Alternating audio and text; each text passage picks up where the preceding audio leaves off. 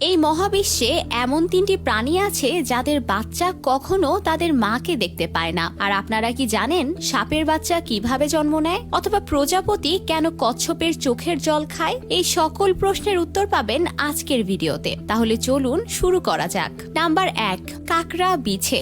একটা স্ত্রী কাকড়া বিছে তাদের বাচ্চাদের নিজের পিঠের উপরে রাখে, ফলে মা বিছে ঠিকমতো হাঁটতে পারে না। ছোট বাচ্চাগুলোর চোখ ফোটে না বলে তারাও মায়ের পিঠ থেকে নামতে পারে না। খিদে পেলে তারা ধীরে ধীরে তাদের মাকে খাওয়া শুরু করে, আর এই কারণেই তারা কখনো তাদের মাকে দেখতে পায় না। নাম্বার 2, সামুদ্রিক কচ্ছপ। এই কচ্ছপেরা ডিম পাড়ার জন্য সমুদ্রের তীরে আসে। ডিম পাড়া হয়ে গেলে তারা খাবার খুঁজতে সমুদ্রে ফিরে যায়। এরপর তারা কোথায় ডিম পেড়েছিল তা মনে রাখতে পারে না, তাই মা কচ্ছপ ও বাচ্চা কচ্ছপ কেউই একে অপরকে দেখতে পায় না। Number 3, octopus.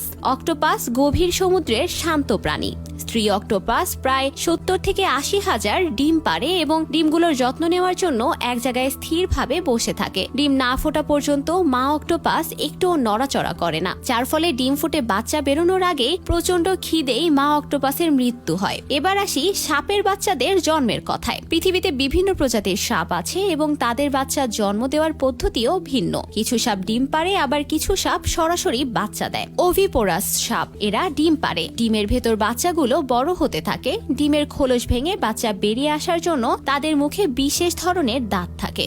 ভিভিপোরাস সাপ। এই প্রজাতির সাপ ডিম পারে না। তাদের বাচ্চা কুসুম থলির মধ্যে বড় হয় এবং পুরোপুরি তৈরি হয়ে গেলে মায়ের শরীর থেকে বেরিয়ে আসে। ওভোভিভিপোরাস সাপ। এই সাপ ডিম পারে ঠিকই, কিন্তু ডিমগুলো মায়ের শরীরের ভেতরেই থাকে। বাচ্চাগুলো ডিমের খোলস ভেঙে মায়ের পেট থেকে বেরিয়ে আসে। আশ্চর্য আরো একটি বিষয় হলো, অ্যামাজনের গভীর জঙ্গলে কিছু প্রজাপতি দেখা যায় যারা কচ্ছপের চোখের জল পান করে। আসলে কচ্ছপের চোখের জলে সোডিয়াম থাকে। এই সোডিয়াম তাদের শরীরের জন্য খুব দরকারি। অ্যামাজনের প্রজাপতিরা তাদের খাবারে যথেষ্ট সোডিয়াম পায় না, তাই তারা কচ্ছপের চোখের জল পান করে তাদের শরীরের সোডিয়ামের অভাব পূরণ করে। বিজ্ঞানীরা বলেন কচ্ছপ প্রস্রাবের মাধ্যমে অতিরিক্ত লবণ বের করতে পারে না, তাই তারা চোখের জলের মাধ্যমে সেই লবণ বের করে দেয়, আর সেই জল পান করে প্রজাপতি। এতে তাদের কোনো ক্ষতি হয় না, বরং তাদের চোখ পরিষ্কার থাকে। আজকের ভিডিও নিয়ে আপনার মতামত অবশ্যই কমেন্ট করে জানাবেন। আবার হাজির হব নতুন নতুন সব তথ্য নিয়ে। সে পর্যন্ত ভালো থাকুন, সুস্থ থাকুন। ধন্যবাদ।